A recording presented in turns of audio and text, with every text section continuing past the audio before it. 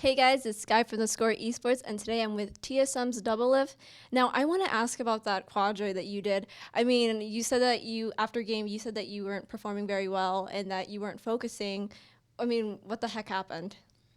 I think I got super lucky because they just decided to throw it Baron when we had all the tools to like either stop them or kill them afterwards. And like in the game, I never really get super hypey over anything. I usually like in playoffs or like especially during like tournaments, I'll get like a pentakill or a quad kill, and it lost its like magic after the first like 3 or 4 times. So for me, I was just trying to focus on the game, but it was really hard. Our communication is super chaotic, and as a result, I like just had such a hard time focusing on the game. I messed up like a bunch of really crucial times. So one time I died when Yellow Star was roaming mid.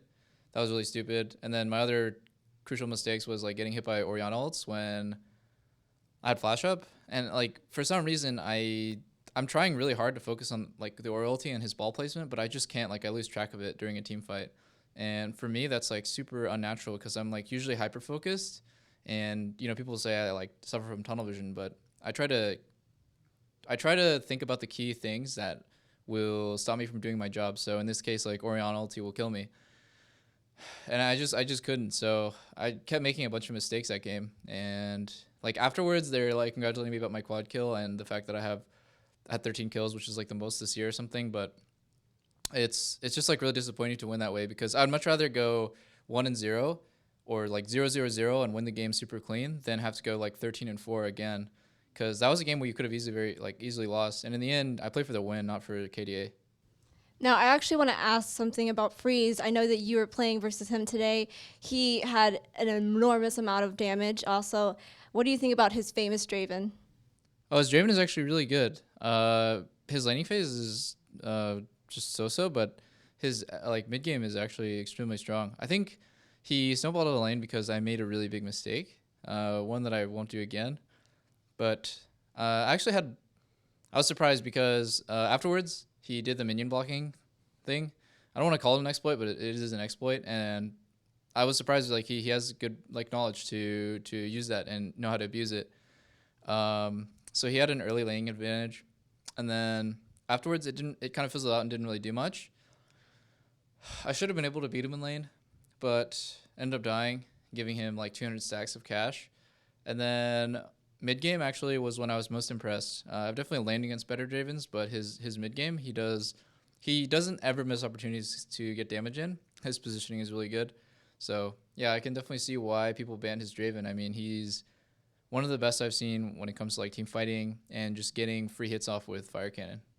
And actually, a funny thing, we saw the interview that you did post game, and you said that it was actually a bug. And when we talked to Freeze, he was saying that it's just a common thing that Koreans do. What do you think about his comments so far?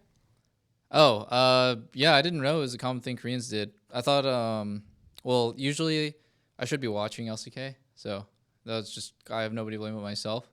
I thought it was a bug, but if it was something that Koreans are doing, then I need to watch more OGN to be honest. That's it.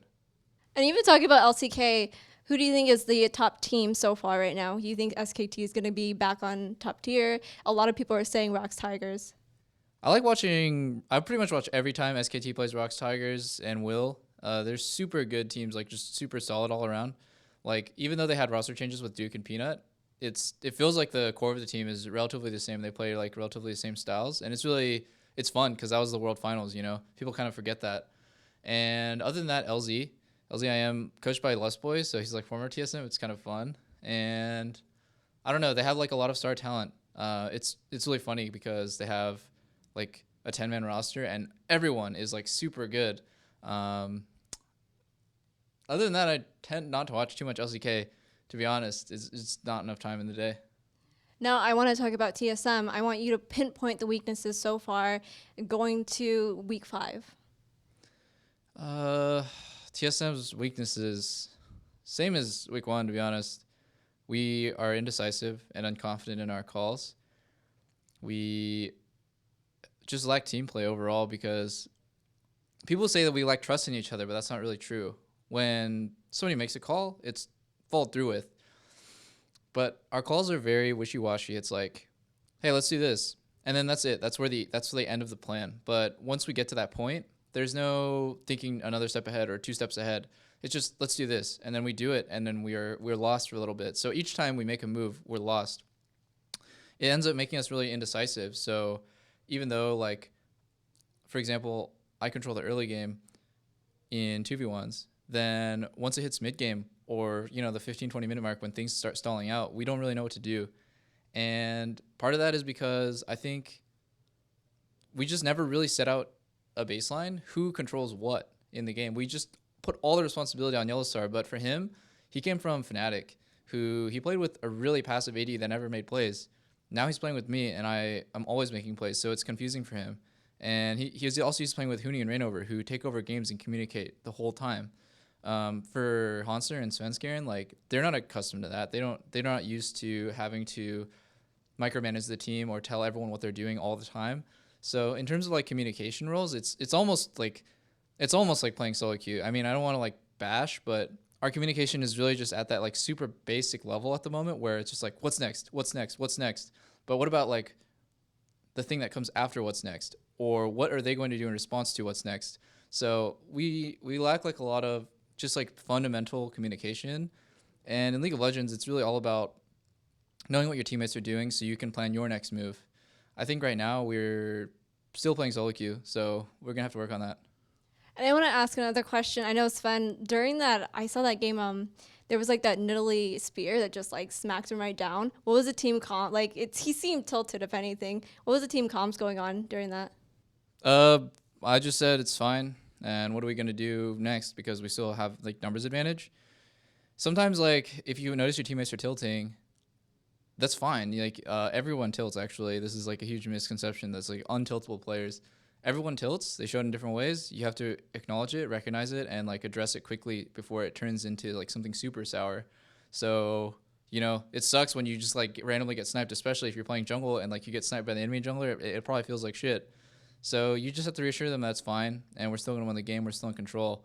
Our communication is pretty good, like, I guess emotionally, but when we f up super bad as a team, there's a lot of just complaining. There's a lot of just outright like, oh, or like, oh my god, or something like that. That's like super destructive, because after somebody says something like that, it's really hard to get back on track. So I don't know. We really need to stamp out our bad habits. Something like that. That's actually something that would tilt me. If one of my teammates makes a mistake and they say, "Oh my god," I almost feel like they're out of the game forever, because they're so distraught over their mistake. When you make mistakes, you want to acknowledge that and then internalize it. Not like tell your team about how bad, like not vocalize and tell your entire team how like egregious of a mistake that you just made. That's not really constructive. It doesn't help you win. Okay, and then I want to ask about week 5. I know that you guys have been practicing. You said you wanted to change it up from week 1. What are you guys going to do for practice regimens? In terms of our practice regimen, it's been really bad. We're gonna need to switch it up. We scrim a lot, we practice a lot, but at the end of the day, we're usually not a better team than we were the previous day. We're gonna need to figure out what works for us, because what works for CLG, what works for Immortals, won't necessarily work for this team. It's a lot. We have a sports psychologist coming in. He's the one that I had worked with and recommended for a really long time. His name is Weldon. And I have a lot of trust in him. He's one of the smartest people I've ever met. Every time I talk to him, I learn something new about myself, and I learn something new about the field that like his expertise, which is sports psychology. So for me, like, I'm super excited to work with someone who's so knowledgeable, and he's so like well versed in what makes a team good and what is the mindset of a good player, and what differentiates between like a good player and like a great timeless player, like a greatest of all time sort of player. These sorts of things, I think pro players were too young. Like, I'm only 22. I'm never going to be able to know these things on my own. But for him, he's just so smart. I think he'll be able to make a huge impact on our team. All right, thank you so much for the interview. Good luck next week. And thank you guys for tuning in. We'll see you guys later.